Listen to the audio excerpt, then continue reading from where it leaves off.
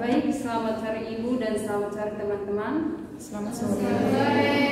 Terima kasih atas kesempatan yang diberikan kepada kami kelompok 3 untuk mempresentasi hasil materi kami dengan judul Parsing Top Down dengan konteks parsing.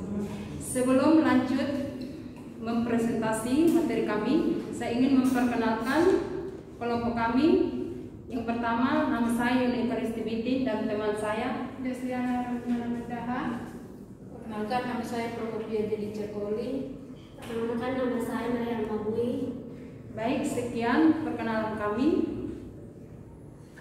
Yang pertama, saya mempersilakan teman saya Desli untuk membaca materi pada bab pertama.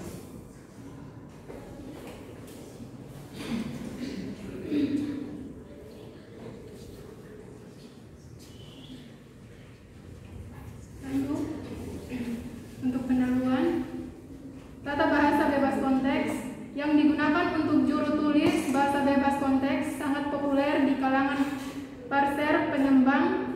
Ada banyak parser untuk subset CVG. Pemberitahuan hak cipta akan muncul di sini setelah opsi pracetak dihapus. LALR, LR, LL, dan lain-lain. Dan beberapa bahasa komputer tidak dapat ditekan dengan CVG atau PEG. Misalnya, C bukan bebas konteks karena fitur di PDF-nya. Python memiliki definisi tata bahasa bebas konteks, tetapi membutuhkan leksersial pada steroid untuk menghasilkan indent dan token. Banyak bahasa mungkin memiliki konteks yang ambigu tata bahasa bebas karena masalah lain yang menjutai yang terkenal lain.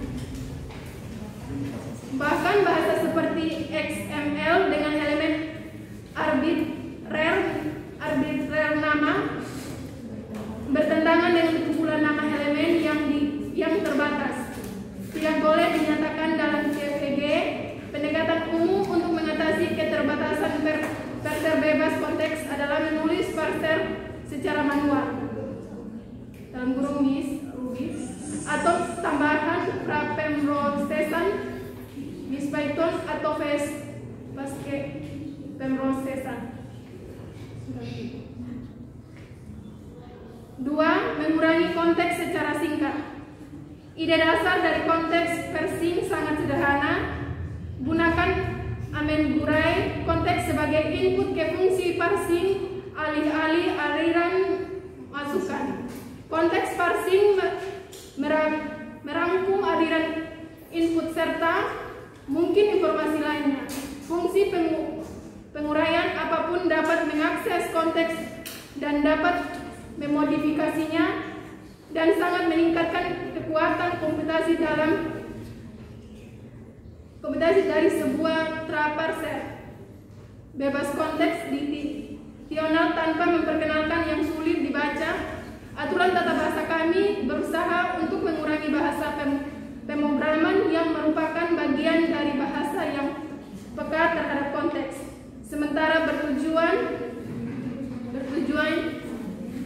untuk kesederhanaan dan pemahaman. Lanjut 2.1, aktifkan backtrack. Harus bisa diingat dan memulihkan konteks saat parser top down mendekati titik keputusan. Konteks parsing disimpan, kemudian alternatif dipilih. Jika alternatif yang diberikan terbukti bagus, parsing berlanjut seperti biasanya. Jika alternatif yang diberikan gagal, parser mengembalikan konteks yang mungkin memiliki diubah saat menguraikan alternatif dan mencoba alternatif. Baik, terima kasih. Selanjut, menggunakan konteks parsing. Untuk mengakses konteks penguraian, kami menggunakan penguraian anonim fungsi. Satu-satunya parameternya adalah konteks parsing. Tubuh dari fungsi parsing dapat berupa hampir semua kode dalam target bahasa. Kontrak fungsi parsing adalah mengembalikan input yang dikonsumsi mungkin kosong jika berhasil mengurai atau mengembalikan kegagalan F dalam kasus kegagalan mengurai. Untuk mendefinisikan fungsi parsing P, kami menggunakan yang berikut. Seperti sintaks N, konteks, kami memperluas aturan bentuk N, X dengan varian NP untuk mendefinisikan konteks non-terminal sensitif. Ide penguraian konteks muncul dalam kombinasi dengan kerangka kerja parsing yang menetapkan beberapa konteks penting fungsi penguraian sensitif. Fungsi-fungsi ini kemudian dirujuk oleh non-terminal yang berlaku secara universal.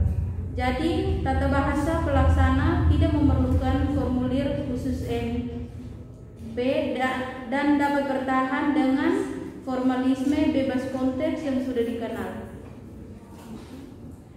Contohnya seperti ini. Pengembang tidak perlu tahu bahwa ada kode tersembunyi, mungkin kompleks, menggunakan konteks penguraian. Seperti menunjukkan contoh lain dalam kasus bahasa mirip C adalah tipe def non-terminal yang menyimpan nama tipe ke dalam ketik tabel dalam konteks penguraian. Dan non-terminal tipe yang berhasil hanya jika melihat pengidentifikasi yang ada di tipe meja. Dalam hal ini bahasa sensitif tata letak seperti Python, kami dapat tentukan token indent dan denden dari sudut pengguna dilihat mereka hanya non-terminal dan kompleksitasnya adalah tersembunyi. Materi yang berikut saya berikan kepada teman ilmu.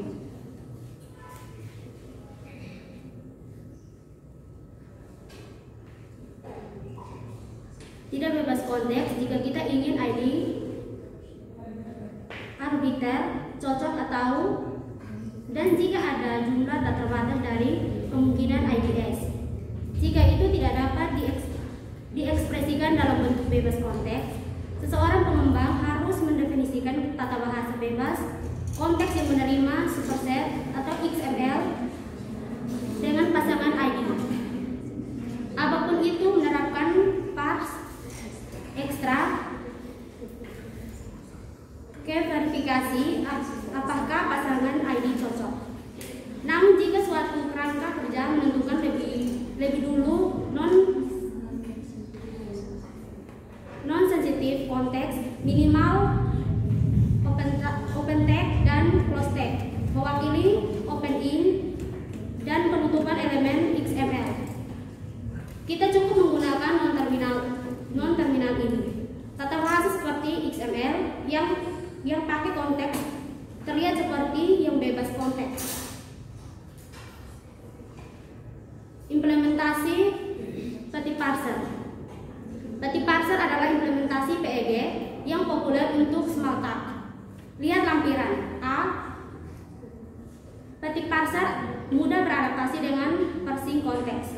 Cukup dengan mengubah parsen metode dari contoh dari metode seperti ini. Python menggunakan laser khusus untuk menghasilkan konteks sensitif token, indent dan denden yang mewakili peningkatan or penurunan lekukan kata pertama pada baris. Laser Python mempertahankan tumpukan khusus untuk melacak tingkat identitas. Sebagai token identitas dikenali, nilai baru didorong ke tumpukan saat token denden dikenal sebuah nilai muncul dari tumpukan.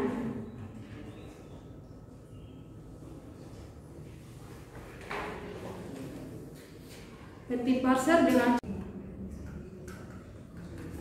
kesimpulannya, dalam hal ini kami menyajikan ekstensi sederhana dari Petit Parser yang memungkinkan kami untuk menambahkan dukungan untuk konteks yang sensitif berlaku tata bahasa seperti XML, tata bahasa sensitif lekukan Mars, dan untuk penguraian pulau berpresisi tinggi dan dapat dikomposisi. Kami memperluas input ke fungsi parsing dengan parse konteks yang dapat berisi informasi. Selain ini, menempatkan aliran. Konteks parsing cocok untuk semua top-down teknik parsing. Karena mereka mendukung emoisasi, baik pelacakan, konteks penguraian di petit parser juga dapat diperluas dan dikontebel ke belakang. Baik, sekian hasil presentasi kami. Pada bab ini kami akan membuka pertanyaan dengan 4 pertanyaan. Kepada teman yang mau bertanya, waktu dan kesempatan kami berikan.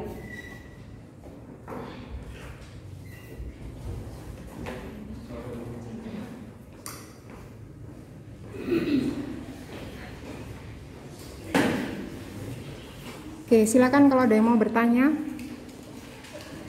Sebutkan nama dan NIM-nya.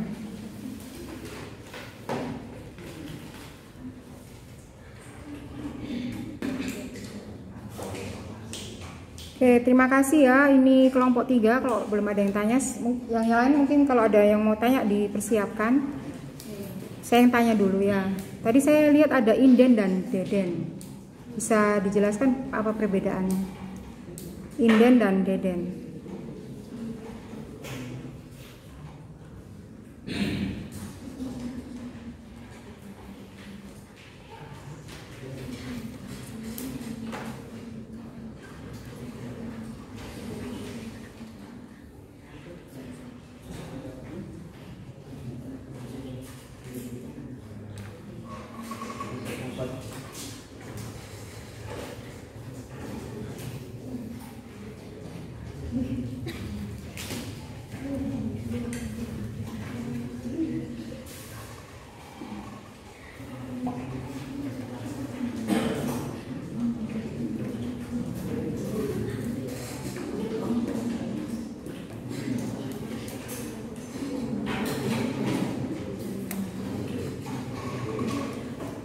Sambil cari mungkin ada yang tanya lagi. Namanya siapa? Yohanes Lim ya? Yohanes Lim ya? Oke, silakan. Tadi pada slide beberapa itu ada dikatakan bahwa kita menggunakan lexer bahasa khusus untuk simbol create inden dan deden token. Nah, lexer bahasa khusus itu seperti apa pada Python? Oke.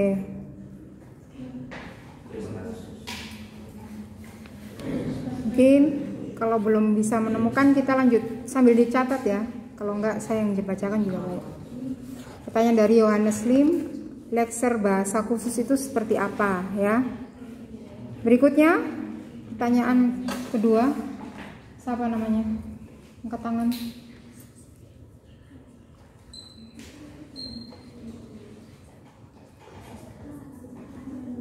Ada yang mau tanya?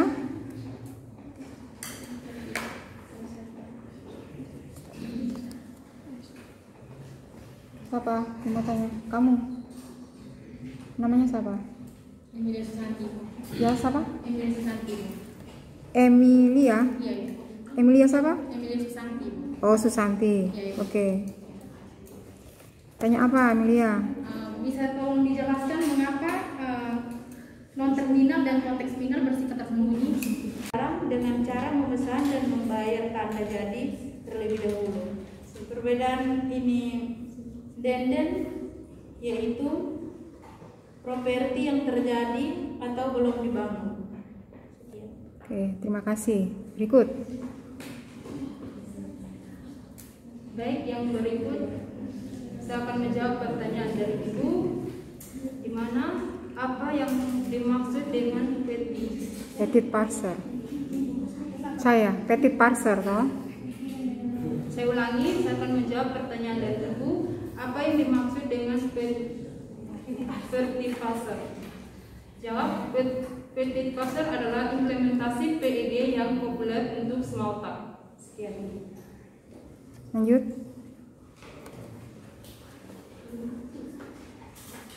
Pada Python, yaitu aplikasi yang membantu pengguna berinteraksi dengan komputernya menggunakan perantara tampilan proyeksi grafis yang dihasilkan oleh proyektor, mirip seperti menggunakan layar cerdas.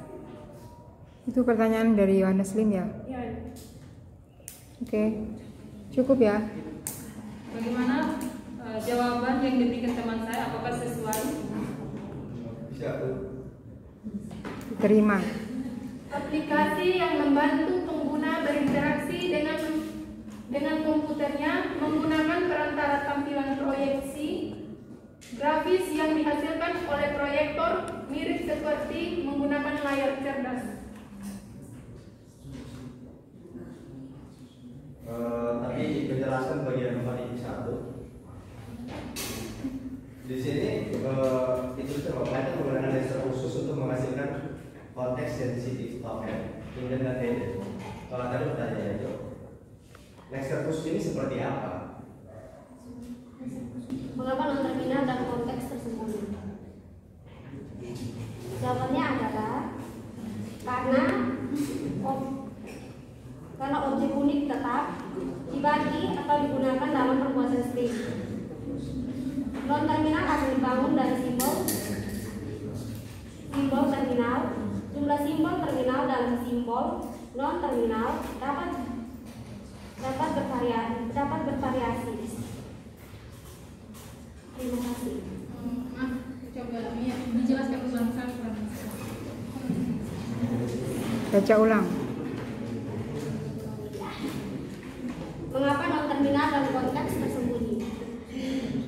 Karena objek unik tetap dapat dibagi atau digunakan dalam pembuatan string.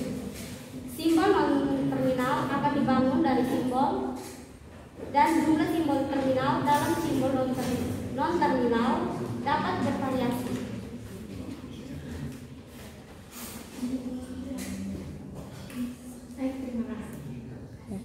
Emilia sudah jelas. Oke, untuk pertanyaannya Yohanes Lim yang pertanyaan susulan bisa kalian diskusikan lanjut ya. Silakan ditutup.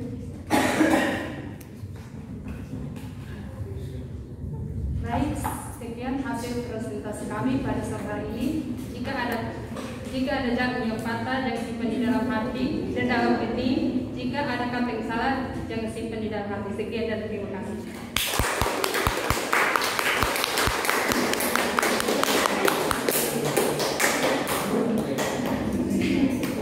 Oke, terima kasih untuk kelompok 3. Silakan berkemas dan PR-nya menyelesaikan pertanyaannya Yohanes Lim ya. Di belakang diskusikan.